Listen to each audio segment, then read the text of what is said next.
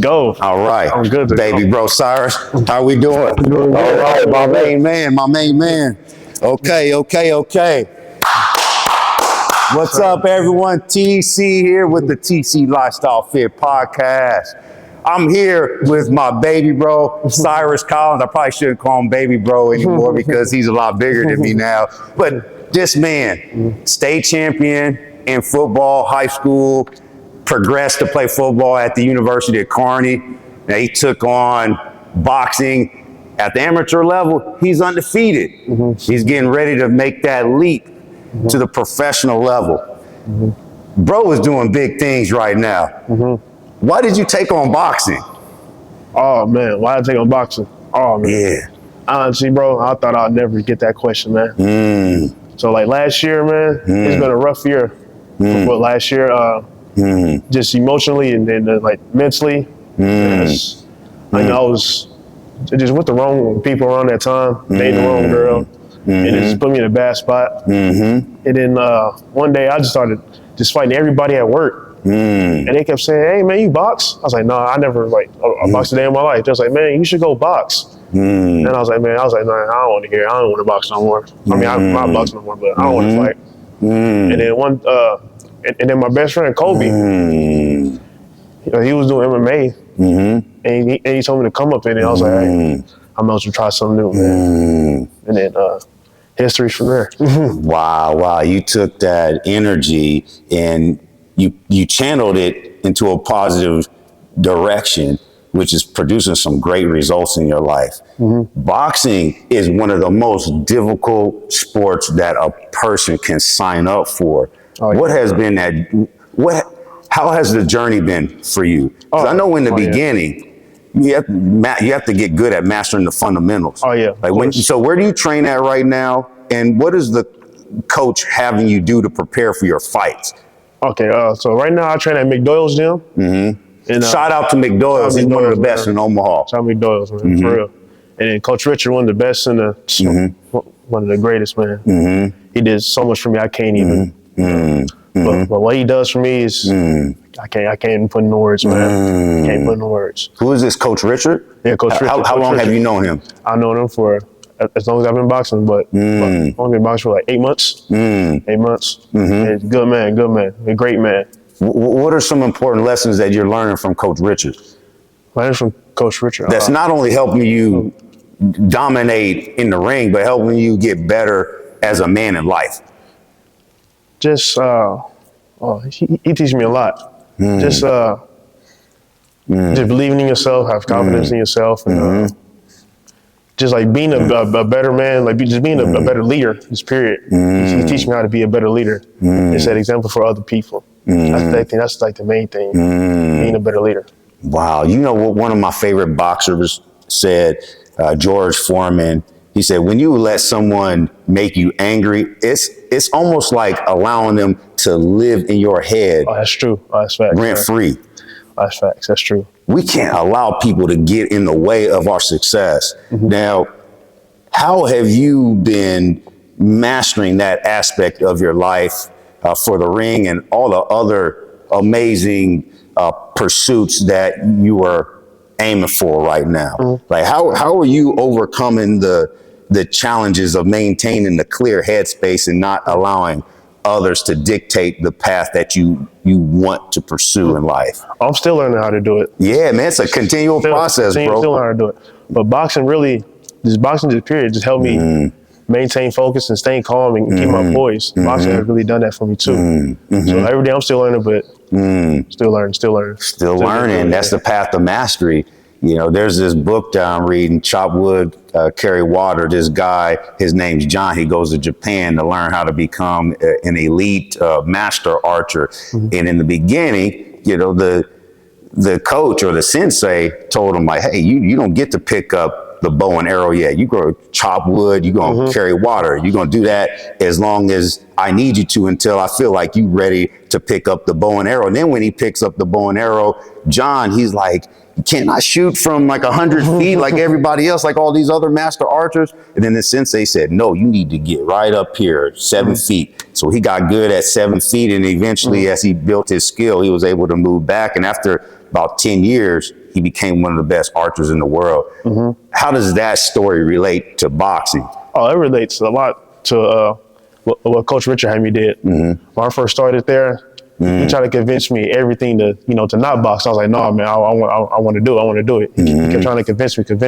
So like what he had me do is he had me do just simple punches at home or at the gym before I even hit the bag 1,000 times. He made me do 1,000 push-ups every day. 1,000 push-ups every day. That is dedication. Every day. That is discipline. You know what that does for your life? Even like the physical work from training, all those skills that you build, it gives you success for everything else that you could do. Because if you can endure the physical resistance of training your body in the ring, man, sky is the limit. Who is it? Just the mental aspect too of it too. It's just the mental aspect. The mental aspect. Wow. Like, who is it? Angela Duckworth, she's this leader, does all this public speaking, amazing. She says, enthusiasm is common, but endurance, man, it's rare. That means like everybody wants to be the beast, but no one wants to have the endurance to do the beast work. What is one of the hardest things you had to do in the ring to prepare for a fight?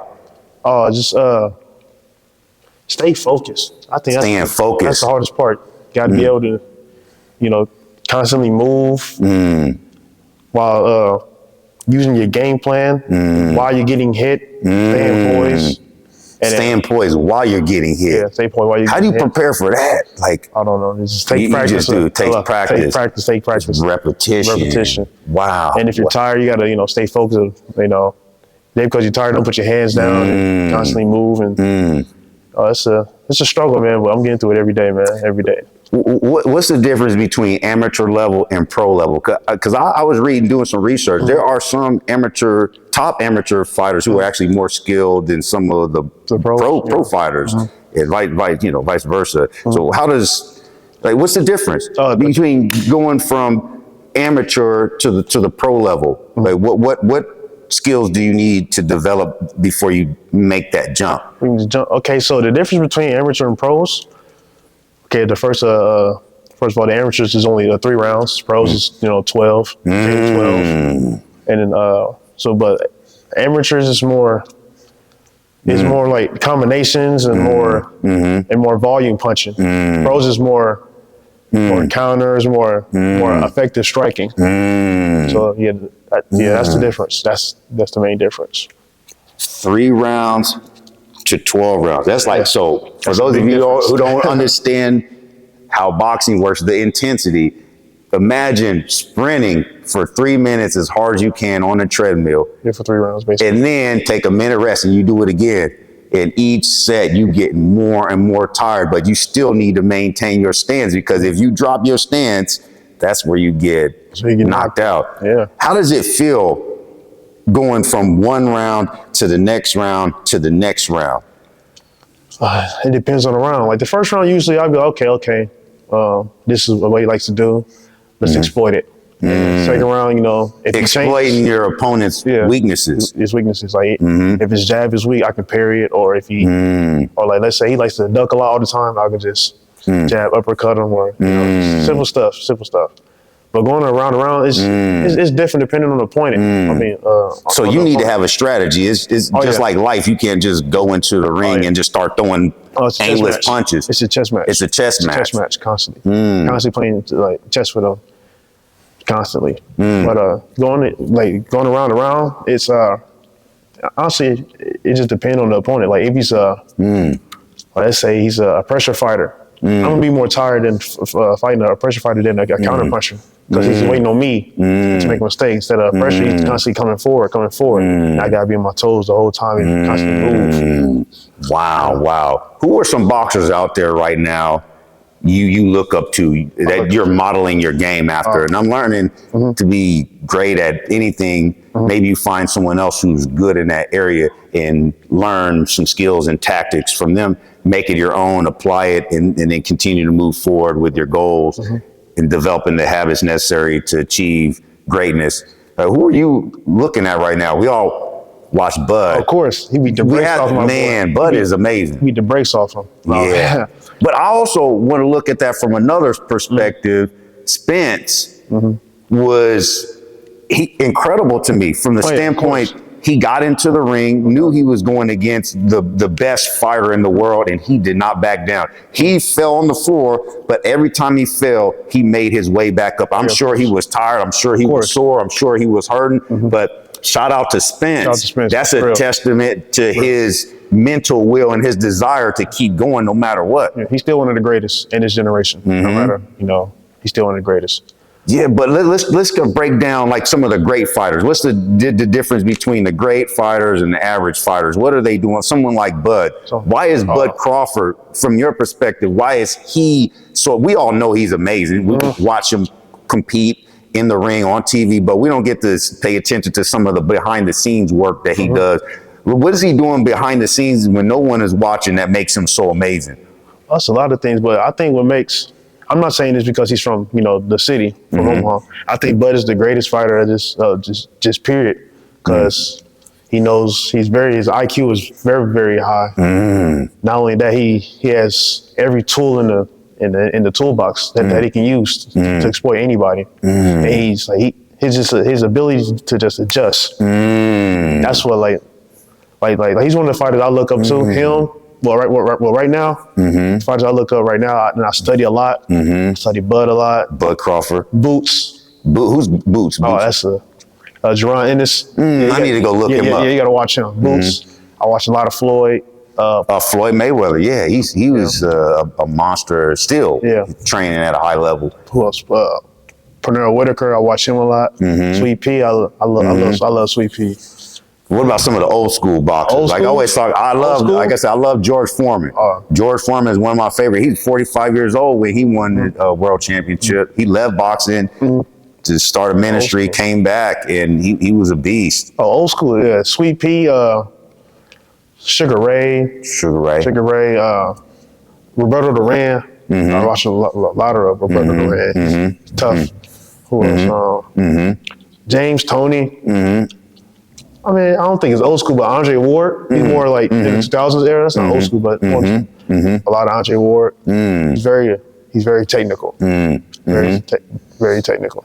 What's the next step for you, brother? What's the next step for you, brother Cyrus? Next step for me? I know you're making your leap to the professional. How are you preparing for that? I'm preparing. Oh, I'm in the gym every day. I can tell you looking good. Thank you, appreciate it, man. I'm in the gym every day, no matter what. Like, even you hear what he said? He's working on something, and he's putting in the work every day to get there. That's the key. And like lately, even after my fights, I'm in the gym the next day, and just working the straight fundamentals. That's all I do. For like the next week, fundamentals straight, and after that, we get going. Working on the fundamentals, mastering the fundamentals. That reminds me like of Kobe Bryant in basketball. Right, he was so good. It's because Jordan. They always master the fundamentals. Talk about the nutrition, bro, because you need energy. You're expending all this output, Oh, nutrition. You need to be putting the right food in your body to give you the energy levels to compete at that height. Nutrition is definitely. What is it? What is your plate looking like? Plate looking like chicken breast, broccoli, rice, or maybe what do you add? What else are you adding to that? I'm still trying to do better with my nutrition. I think we're all, that's a room for improvement with all of us. None of us are perfect. But in general, what are you eating on a regular basis to give you that energy you need for the edge over your opponent to keep going in the ring? Okay, so the fight, like before the fight, like when I cut weight, I try to drink less water as possible because all that water weight. So that's hard. But like when it comes to eat foods, I like eat something that's like easy to digest. So I eat a lot of protein before a fight so I can maintain my strength and not, and still be able to lose the weight. Nice. What's your message to people who will never become a professional boxer, but they just need to get in shape and maybe they need to learn how to defend themselves? Can anyone sign up to box? Oh, anyone can sign up to box. You don't got to, compete or nothing like that. You just got to just do it. Just do it. That's the easiest way to do it. And what will boxing do for someone's like overall mental and physical wellness? Whether they decide to be like Bud Crawford, or maybe it's a stay-at-home mom who just wants to get in shape and release some stress by hitting the bag. Yeah, from my personal opinion, I think boxing really shows you who you are as a person. Boxing shows you who you are as a person. Why is that? Because it's you. It's just one-on-one. It shows you how much grit you have, how confident you are, you know, to do something. You know, how much of a warrior you are, I guess. I don't know, it's just so much more. So much more that you learn about yourself that you don't even know. It's a path. It's a path. It's an opportunity to self-discovery. Man, I appreciate that perspective. Okay, Cyrus. So now we're here, man. You gotta show us at least one move, bro. One move? Yeah, one move. Anything. So Anything? Self-defense, whatever. Something we could do at home to stay in shape. Our viewers who have very fight? You never know. I guess, if you stay ready, you don't have to get ready, right? That's what Andy Mineo said. Okay, so you want to get up and do it? Let's get up. Yeah. Hey, don't knock me out on camera, bro. Okay, so stand up. Okay, So like, how do I need to stand? So like, okay, let's see what we got. Just regular stand. So what I like to do, like this, like this. So it depends on the fighter. I like to establish my jab, first. But like, let's say it was in a street fight or something. I want to, like if I have to fight in the street fight, I keep jabbing the face. Go to the body. I felt that. He didn't even hit me hard. I felt that. Go to the body, and then like using a street fight, you know, they don't know how to fight. So if I go to the body, they put their hands down, and I can go up top with it. What's your message to someone from a self-defense perspective? If they are like a woman who's walking home from work and someone violates their space, what's something easy they could do right now to protect themselves with using their hands or whatever they have access to? Oh, I don't know. That's tough, honestly. Real shoot. I think the best way is just to run if you can, but like, of course, number one, obviously, yes. If you have to defend yourself, if you have to defend yourself, use anything, you know, to get away. It can be hands, feet, any object within your hand. Use anything. Kick, bite, claw, scratch, whatever you need to do. Poke, anything you can do to get away. After you make contact with them, run away. Wow. Let's clap it up for baby bro Cyrus.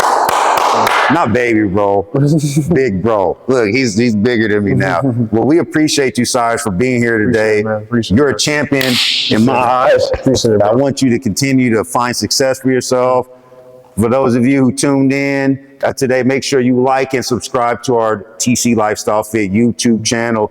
In the meantime, work hard, give your best effort, and just have fun. Enjoy the day. Wake up every morning. Think about 3 things that you are grateful for. 3 things that God is doing in your life right now, and be a blessing to other people. So we love you.